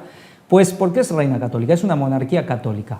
Prácticamente muy poquitas quedan. Quedan España, queda Bélgica y estos principados tipo Liechtenstein, Luxemburgo y Mónaco. Pero esta es una de las pocas que puede vestirse de blanco ante el Papa. Aquí tenemos la noticia. Si a alguien le interesa, siempre son interesantes de leer, pero bueno, esto ya solo lo dejamos ahí. Y ahora iremos ya para terminar, como siempre, con la cita de Ellen White. Y aunque hemos visto al final mucho del papado, no será sobre el tema del papado. Realmente nos interesó mucho esa noticia del tema de la política y los jóvenes. Y vamos a ver algo que Ellen White nos dice en consejos para la Iglesia. El Señor quiere que su pueblo entierre las cuestiones políticas. Acerca de estos temas, el silencio es elocuencia. ¿De qué tema? El silencio es elocuencia. ¿Qué quiere decir? ¿Que no podemos hablar de política ni siquiera en el contexto de la profecía? Por supuesto que no. Habla ya prácticamente de simpatía política, de apoyar ciertas causas o cierta persona, pero especialmente ciertas causas. Dios pide a sus seguidores que se unan en los puros principios del Evangelio que están claramente revelados en la palabra de Dios. No podemos votar sin peligro por los partidos políticos, porque no sabemos para quiénes votamos. No podemos, sin riesgo, tomar parte en plan político alguno. Sí, a veces no votamos, a veces no militamos en un partido, pero apoyamos una causa política. No podemos hacer esto. Los que son verdaderamente cristianos serán sarmientos de la vid verdadera y llevarán el mismo fruto que la vid. Obrarán en armonía, en compañerismo cristiano. No llevarán distintivos políticos, sino el distintivo de Cristo.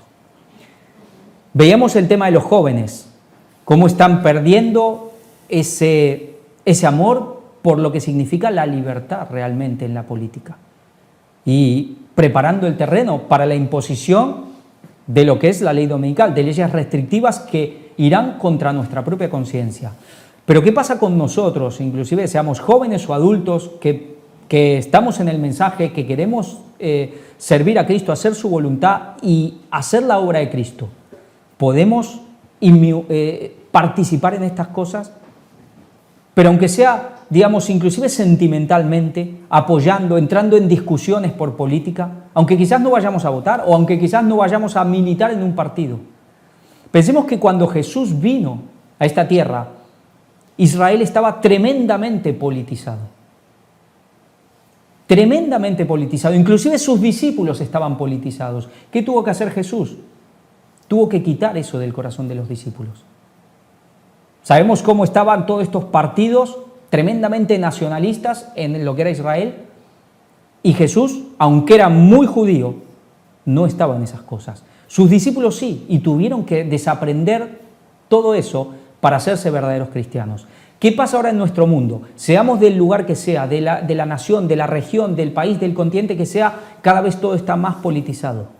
Y a veces parecen que vienen personas de cierto sector que parece que tienen simpatía por los cristianos, que a veces hablan de la Biblia o que a veces inclusive hacen cosas así, buenas. Pero ¿a dónde nos llevarán? ¿Podemos confiar en alguno de ellos? ¿Podemos participar? ¿Podemos entrar en discusiones, en enemistades, en apoyos? ¿Tenemos que defender una causa política? Hoy ninguna. Ninguna. Tenemos que desechar inclusive nuestros sentimientos en esta cuestión, enterrarlos, dice, que su pueblo entierre las cuestiones políticas. Podemos tener cuestiones de amor por nuestra patria, identidades nacionales o de lo que sean, pero no podemos, digamos, dejarnos llevar por estas cosas. Eso lo tenemos que enterrar porque solo hoy nos toca servir a la causa de Cristo. Estamos en un momento donde ya el mundo, esta oportunidad ya la desechó.